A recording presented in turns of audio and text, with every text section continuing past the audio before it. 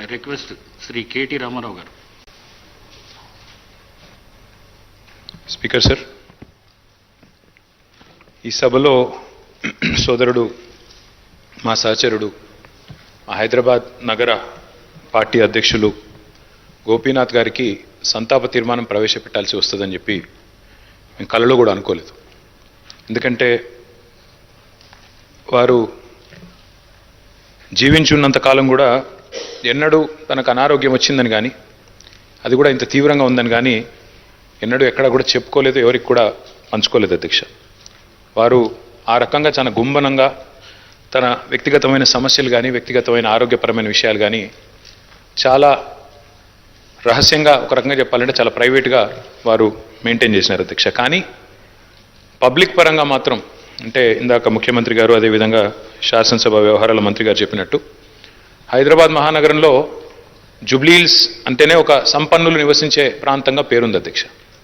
కానీ జూబ్లీహిల్స్ నియోజకవర్గం పరిస్థితి చూస్తే దానికి పూర్తి భిన్నం అధ్యక్ష. పేరుకి జూబ్లీహిల్స్ నియోజకవర్గం, కానీ అక్కడ ఉండేది మొత్తం కూడా పేద ప్రజలు. ఎందుకంటే పేరుకి జూబ్లీహిల్స్ నియోజకవర్గం అయినప్పటికీ అక్కడ ఉండేది బోరబండ, రేమత్ నగరు, షేక్పేట, ఎర్రగడ్డ, వెంగళరావు నగరు, ఈ రకంగా మొత్తంగా ఒక బస్తీలు, స్లమ్స్తో కూడిన ఏరియా అధ్యక్ష. హైదరాబాద్లోని హైదర్గూడలో 1963లో ఇక్కడే హైదరాబాద్ మహానగరంలోనే గోపీనాథ్ గారు జన్మించినారు అధ్యక్ష. తర్వాత వారు ఇక్కడే చదువుకుని ఇక్కడే మరి ఉస్మానియాలో డిగ్రీ కూడా చేసి తర్వాత ఎన్టీ రామారావు గారికి అభిమానిగా తెలుగుదేశం పార్టీ స్థాపించిన తర్వాత వారు రాజకీయాల్లో అడుగుపెట్టినారు. నాకు బాగా గుర్తుంది అధ్యక్ష, మేము చిన్నప్పుడు మన ఎమ్మెల్యేలకు ఇచ్చిన క్వార్టర్స్ ఏవైతే ఉన్నాయో బషీర్బాగ్లో, అక్కడ మా కుటుంబం అంతా ఉండేది. పెద్దలు కేసీఆర్ గారు ఆనాడు శాసనసభ్యుడిగా ఉన్నప్పుడు మొట్టమొదటిసారి 85లో న్యూ ఎమ్మెల్యే క్వార్టర్స్లో నివాసం ఉండేది అధ్యక్ష. మేము కూడా అక్కడే ఉండేది. అక్కడ నుంచి బయటకు వచ్చి ప్రస్తుతం ఉన్న సెక్రటేరియట్ ముందుగా ఇప్పుడు ఎక్కడైతే అమరజ్యోతి ఉన్నదో అక్కడ మాకు ఎప్పుడూ కటౌట్ కనబడేది అధ్యక్ష. మొట్టమొదటి కటౌట్ బహుశా చాలామంది హైదరాబాద్లో చూసింది అదే అయి ఉంటుంది. ఎన్టీ రామారావు గారి నిలువెత్తు కటౌట్ పెట్టి కృష్ణుడి రూపంలో, రాముడి రూపంలో పెట్టి కింద రాసి ఉండేది అధ్యక్ష, మాగంటి గోపీనాథ్ అని చెప్పి రాసి ఉండేది. ఒక రకంగా చెప్పాలంటే హైదరాబాద్లో ఈ కటౌట్స్ కల్చర్ కానీ, రకంగా చెప్పాలంటే ఆనాడు తెలుగుదేశం పార్టీ అధికారంలో ఉన్నప్పుడు ఈ రకంగా మరి ఒక పర్మనెంట్గా ఒక కటౌట్ తనకంటూ ఏర్పాటు చేసుకున్న నాయకుడు మాగంటి గోపీనాథ్ గారు.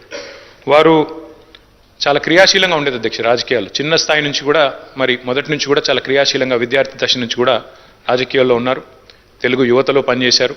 ఒక పార్టీ, ఒక నాయకుడిని నమ్ముకుంటే చివరిదాకా వారు ఒకసారి ఎన్టీ రామారావు గారి నాయకత్వంలో నడిచారు. తర్వాత తెలుగుదేశం పార్టీ ఇక్కడి నుంచి మాయమైన తర్వాత వారు కేసీఆర్ గారితో కలిసి మరి కష్టం వచ్చినా నష్టం వచ్చినా మరి 2 సార్లు కేసీఆర్ గారి నాయకత్వంలో ఎమ్మెల్యేగా గెలిచి మొదటిసారి ఎన్టీ రామారావు గారి పార్టీ తెలుగుదేశం పార్టీలో 14లో ఆనాడు మరి గెలిచి తర్వాత మరి టీఆర్ఎస్ నుండి కూడా 2 సార్లు ఎమ్మెల్యే అయినారు అధ్యక్ష. ముఖ్యమంత్రి గారు చెప్పినట్టు హ్యాట్రిక్ కొట్టడం ఎమ్మెల్యేలకు అంత సులువు కాదు అధ్యక్ష.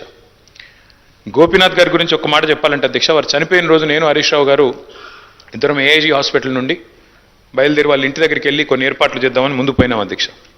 ఆ రోజు నిజంగా ఆశ్చర్యం అనిపించింది మాకు. చెప్తారు అధ్యక్ష, మన హైదరాబాద్లో సామెత చెప్తారు, ఊపర్ షేర్వానీ అందరు పరేషాని అని.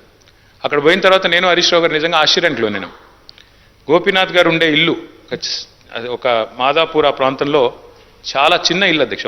నాకు తెలిసి 250-300 గజాలు కూడా ఉంటుందో ఉండదో, చాలా చిన్న ఇల్లు.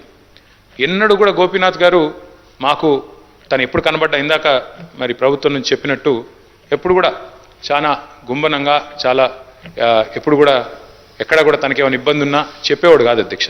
అక్కడ పోయిన చూసిన తర్వాత వాళ్ళ 3 పిల్లలు, అక్షర, దిశిర, వాత్సల్య, 3 పిల్లలు అధ్యక్ష. ఇంకా చిన్న పిల్లలు 20, 21, 22 ఏళ్ళు ఉంటాయి. ఎవరు కూడా ఇంకా పెళ్ళి అవ్వలేదు, సెటిల్ అవ్వలేదు. వాళ్ళని చూసి బాధపడ్డాం.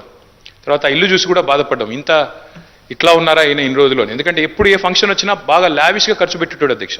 ఊపర్ షేర్వానీ అందరు పరేషాన్ ఎందుకన్నా అంటే ఎక్కడ కూడా ఏంటంటే తెలియనియలే మాకు ఈ కష్టం ఉందని కానీ ఇంకోటని కానీ. తెలంగాణ ప్రభుత్వం ఆనాడు బతుకమ్మ చీరలు అనే కార్యక్రమం మనం 2016-17లో ప్రారంభించినాం అధ్యక్ష.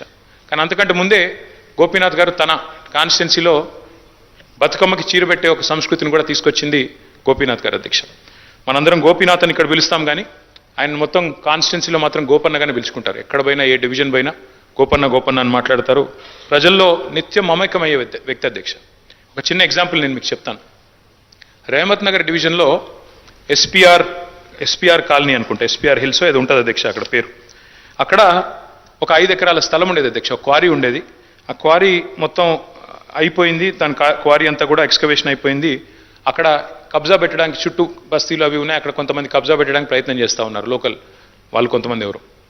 గోపీనాథ్ గారు పట్టుబట్టి ఆనాడు ప్రభుత్వంలో ఉన్న మా అందరిని కూడా తీసుకెళ్ళి ఆ ప్లేస్ చూపెట్టి అక్కడ ఒక మంచి పిల్లలు ఆడుకునే ఒక గ్రౌండ్, అదేవిధంగా అక్కడ కమ్యూనిటీ అంతా గ్యాదర్ అయ్యి చేసుకునే కార్యక్రమాలు చేయాలని చెప్పి పట్టుబట్టి దాన్ని ఒక గ్రౌండ్గా తీర్చిదిద్ది అక్కడ బతుకమ్మ వేడుకలు కానీ, అట్లాగే రంజాన్ అప్పుడు అక్కడ కార్యక్రమాలు చేయడమే కానీ, క్రిస్మస్ వేడుకలు చేయడం కానీ, ఇవన్నీ కూడా చాలా జాగ్రత్తగా చేసేటాడు అధ్యక్ష.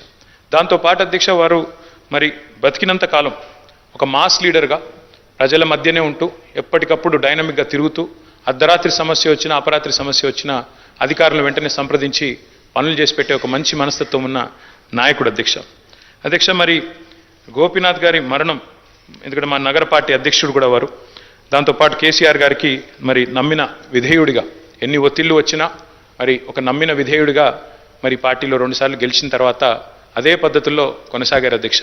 వారి మరణం మా పార్టీకి, అట్లాగే వారి కుటుంబం, వారి శ్రీమతి సునీత గారికి, అట్లాగే వారి పిల్లలకి, వారి తల్లిగారికి, వారి కుటుంబ సభ్యులందరికీ, వారి బ్రదర్కి అందరికీ కూడా తీరని లోటు అధ్యక్ష. దాంతోపాటు జూబ్లీ హిల్స్ నియోజకవర్గంలో తనదైన చిరస్మరణీయమైన ముద్ర ఏదైతే గోపీనాథ్ గారు వేసుకున్నారో తప్పకుండా ఆ నియోజకవర్గానికి కూడా ఇది తీరని లోటు. ఈ దుఃఖ సమయంలో వారి కుటుంబం తరపున మా పార్టీ పూర్తి స్థాయిలో అండగా ఉంటుంది అధ్యక్ష. పార్టీ కుటుంబాన్ని గతంలో కూడా ఎట్లా అయితే వివిధ మా సహచరులు మరణించినప్పుడు ఆ కుటుంబాలకు అండగా నిలబడ్డామో, ఎట్లా అయితే గట్టిగా ఆ కుటుంబాన్ని కాపాడుకున్నామో, అట్లాగే మాగంటి గోపీనాథ్ గారి కుటుంబం కూడా మరి పూర్తి స్థాయిలో గోపన్న లేకపోయినా వారి కుటుంబాన్ని సంపూర్ణంగా ఆదుకునే బాధ్యత, పూర్తి స్థాయిలో వారిని చూసుకునే బాధ్యత మా పార్టీ తీసుకుంటుంది. మరి ఈరోజు శాసనసభలో వారి సంతాప తీర్మానంలో ప్రసంగించే అవకాశం రావడం విషయంలో బాధను వ్యక్తం చేస్తూ ఈ శోకాతప్త సమయంలో వారి కుటుంబానికి, అదేవిధంగా వారి అభిమానులకి, అదేవిధంగా కార్యకర్తలకు కూడా వారికి మనోధైర్యం భగవంతుడు ప్రసాదించాలని కోరుకుంటూ తమరికి ధన్యవాదాలు.